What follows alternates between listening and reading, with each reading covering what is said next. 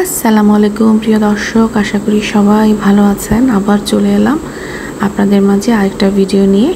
ভিডিওটি যদি ভালো লাগে বা নাও লাগে তাও চ্যানেলটা সাবস্ক্রাইব করে দিবেন আর পাশে থাকা বেল বাটনটা প্রেস করে দিবেন, যাতে যখনই আমি কোনো ভিডিও আপলোড করি আপনাদের মাঝে যেন নোটিফিকেশন চলে যায়। আর প্লিজ বেশি করে লাইক দিবেন, কমেন্ট করবেন, শেয়ার করবেন। তো চলেন শুরু করি।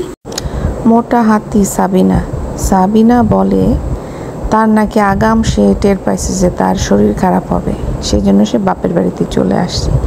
বাবা মা যতদিন থাকবে সে বাপের বাড়িতে আসবে। এছাড়াও সে বলল যে তার বাড়িতে কাজকর্ম হচ্ছে, সেই জন্য সে আসছে। সব কিছু আমি মেনে নিলাম যে অবশ্যই বাবা মার বাড়ি আছে, অবশ্যই আসতে হবে। তার মানে কি এই যে আমি বাবা মার উপরে বোঝা হয়ে থাকবো? মানে গত 2-3 দিন ধরে ভিডিওতে এই সেই খুকির খিচুড়ি নিয়ে সে কথা বলতেছে। সে আজকেও বলছে খুকির খিচুড়ি খেয়ে তার খুব বিরক্ত লাগছে, সেই জন্য নাকি সে সকালবেলা মোহাম্মদের মতো খাইছে। এক থালা খিচুড়ি খাইছে, সেটা নাকি মোহাম্মদের মতো খাওয়া। তারপরে সে আবার এক থালা ভাত নিছে এবং সে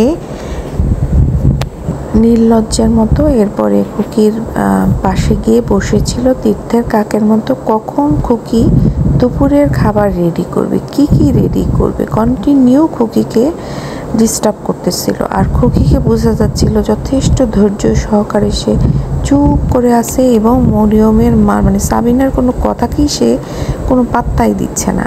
এটা দেখার পরও যদি এই মহিলার লজ্জা না আসে তাহলে আর কিছু বলার নাই। এবার আসি, বিভিন্ন দর্শক কমেন্ট করছে, সেই দর্শকগুলিকে অসংখ্য ধন্যবাদ। যে দর্শকগুলো বলছে যে মরিয়মকে কেয়ার করে না এবং যে দর্শকগুলো বলছে যে মরিয়ম কামাই করে খাওয়ায়, এটা বলাতে সাবিনার খুব গায়ে লাগছে। জানি না সেই দর্শকগুলো জেনে বলছে কি না বলছে, বাট না জেনে বললেও দর্শকগুলো একদম ঠিক জায়গায় আঘাত করছে। এই যে সাবিনা বলল তার অনেক পছন্দের নাম মরিয়ম, সে মরিয়মের নাম রাখছে, কিন্তু এটার ইতিহাস কি সে বলছে? এই মেয়েটার জন্মের পরে মেয়েটার নাম ছিল সারিকা, ওর বাবা মা মিলে মেয়েটার নাম ছিল সারিকা। তারপরে যখন তারা স্বামীকে যখন তারা বদনাম করলো যে স্বামী মদ খায়, জুয়া খেলে, নেশাখোর, এই জন্য পিটায়া তাকে বাড়ি থেকে বের করে দিছে। সে যে আসলে পরকীয়ার কারণে আরিফের সাথে ধরা খেয়ে তারপরে যে তাকে বের করছে, সেটা তো সে দর্শকদের কাছে মিথ্যা বলে লুকাইছে।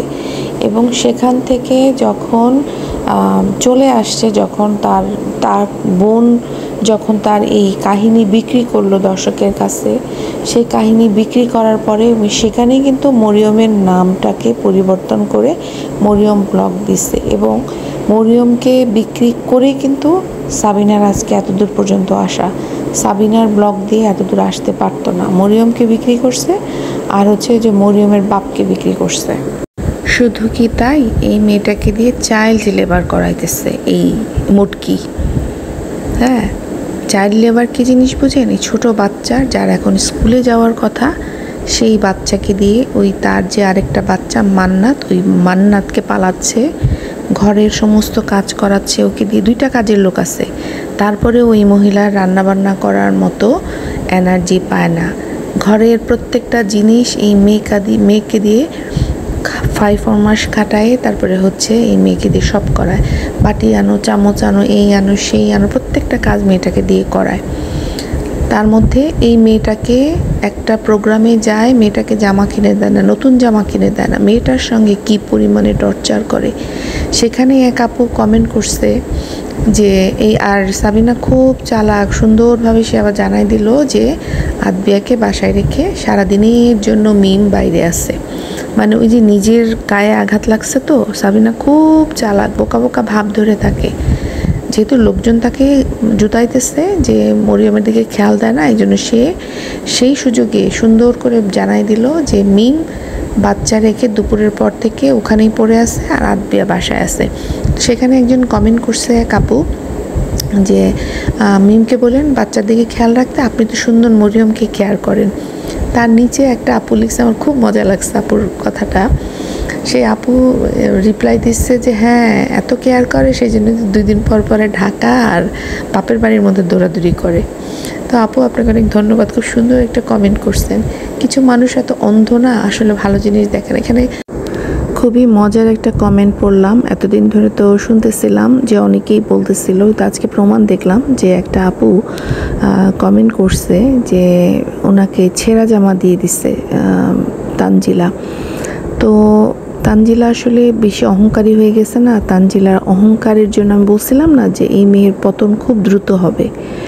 খুব অল্প বয়সে অনেক তাড়াতাড়ি তার হয়ে গেছে আর কি, টাকা পয়সা হয়ে গেছে, তো ফেম হয়ে গেছে আর কি অনেক তাড়াতাড়ি, যার কারণে এই মেয়ে হচ্ছে ধরা ছোঁয়ার বাইরে চলে যাচ্ছে। ঠিক আছে, ধরাকে সরা জ্ঞান করতেছে আর কি।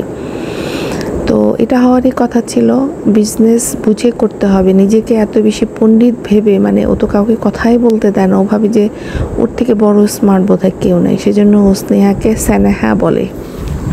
ব্যবসাটা এমন একটা জিনিস, আপনি যদি সেখানে সৎভাবে ব্যবসা না করেন সেক্ষেত্রে আসলে মানে বেশি দিন ব্যবসায় টেকা যায় না।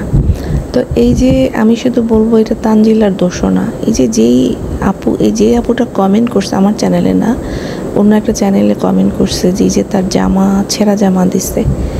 আমাকে একটা কথা বলেন, নিউ মার্কেট গাউসিয়াতে কি কম জামার দোকান আছে?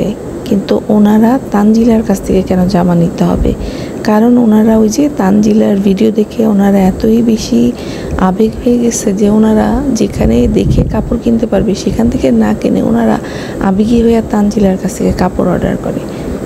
আর খুব স্বাভাবিক তানজিলার ব্যবসার ধস নামবে, কারণ তানজিলা ছেঁড়া কাপড় দিয়ে দিচ্ছে, ওকে তো চেক করে দেওয়া উচিত, যেহেতু কাস্টমারকে দিচ্ছে, এই জন্য ফেরত আসতেছে।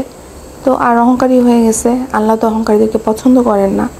আর ওইদিকে শারমিনকে দেখলাম যে সে ওই যে সংসার শুরু করলো, এখন তার গায়ে শক্তি নেই। আমি জানি না কেন এই পুরা ফ্যামিলিটাকে দেখলাম, এরা যখন ঘরের কাজ করতে আসে, সংসার করতে আসে, এরা এত দুর্বল, মানে এদের দম বের হয় না। ঠিক আছে, ওরা শ্বাস নিতে পারে না।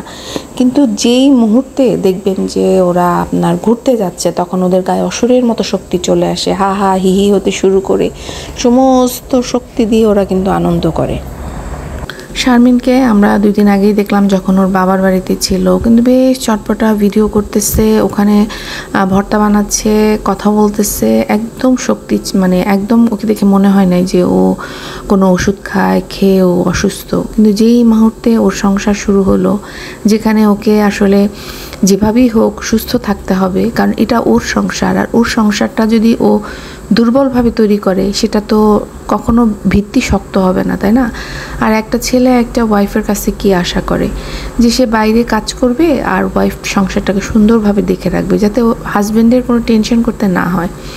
তো সেই জিনিসটাই যদি ওরা এরকম করে, আর শারমিন যদি ভাবে যে তাকে কোনো ওষুধ খেলে দেরি করে ঘুম থেকে উঠতে হয়, সেক্ষেত্রে তাকে রাতেই সেভাবে প্রিপেয়ার করে রাখতে হবে, তাই না? এটা বাসায় একটা কাজের বুয়া রেখে না দেখ, ছোটা বুয়া পাওয়া যায়, এসে হয়তো বা রুটি টুটি রাতে করে দিয়ে গেল, ভাজি রাতে করে রাখলো, যেহেতু ওর দেরি হয় ঘুম থেকে উঠতে। আর দুপুরের রান্নাটাও সেভাবে আগে থেকেই প্রিপেয়ার করে রাখলো, তাই না? তো ও যদি মনে করে যে ওর সকালে দেরি হবে, তাহলে সেক্ষেত্রে রাতেই দুপুরে রান্নাটা করে রাখবে, পরের দিনের রান্নাটা, তাহলে ওরও টেনশন হয় না।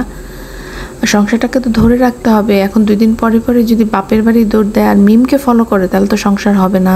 শারমিন, তোমাকে মিমকে ফলো করলে হবে না, মিম তিশা কাউকেই ফলো করো না। তো শারমিনকে নিয়ে আরেকটা ভিডিও আমি পরে করতেছি। এবার আসি আমাদের মিম ম্যাডাম নিয়ে। মিম কী করলো, 2 দিন আগেই দর্শকরা, 2 দিন বা গতকালই হয়তো তার ভিডিওতে অনেকেই লিখছে যে আবদিয়ার তো বয়স হয়ে গেছে, তুমি ওর দিকে কেয়ার করো, ওকে পড়াশোনা করো। সেই জন্য মিম দর্শকদের দেখানোর জন্য না, দর্শকদের চোখে ধুলো দেওয়ার জন্য সে কী করলো, যে কিনা বাসায় থেকে মেয়েকে কোনোদিন পড়তে বসায় নাই, আমাদের সাথে শেয়ার করে নাই, সে কিনা সাদিয়ার বাসায় বেড়াতে গিয়ে আমাদেরকে শেয়ার করতেছে যে আদবিয়াকে সে এই সময় পড়তে বসায় এবং আদবিয়াকে সে পড়াচ্ছে। রিয়েলি হাস্যকর। কি বলবো দর্শক, মানুষ যে এত বোকা, আর ভাবে যে সবাই বুঝি বোকা। তো যাই হোক, পরে আরেকটু ডিটেলসে বলবো। এই পর্যন্ত সবাই ভালো থাকবে।